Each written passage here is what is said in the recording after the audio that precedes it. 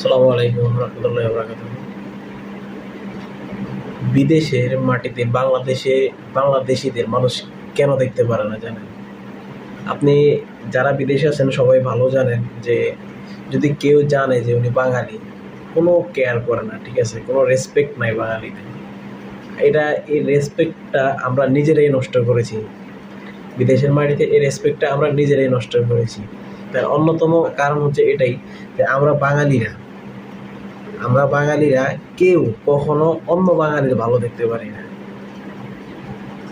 একজন বাঙালি যদি একটু ভালো হয়, একটু ভালোভাবে থাকে, ভালো পর্যায়ে যায়, অন্য একজন বাঙালি, অন্য কোনো দেশের লোক না ভাই, আপনি ইন্ডিয়ান বলেন, মিয়ানমার বলেন, ইন্দোনেশিয়া বলেন বা পাকিস্তান বলেন, অন্য কোনো দেশের মানুষের ভিতরে এই জিনিসটা নাই, কিন্তু বাঙালিদের ভিতরে এই জিনিসটা প্রচুর বেশি।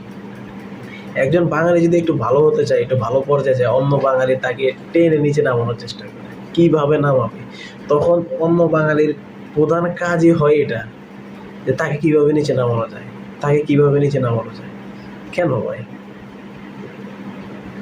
অন্যান্য দেশের মানুষজন দেখবেন একটু ভালো হলে আরেকজনের সাপোর্ট করে, যে না সে আরেকটু উপরে উঠতে পারে, যেভাবে সাপোর্ট করে, কোনো সময় হিংসা করে না। আমরা বাঙালিরা কেন জানি আমরা হিংসা করি, আমি জানি না এটা কেন হয় আমাদের মধ্যে।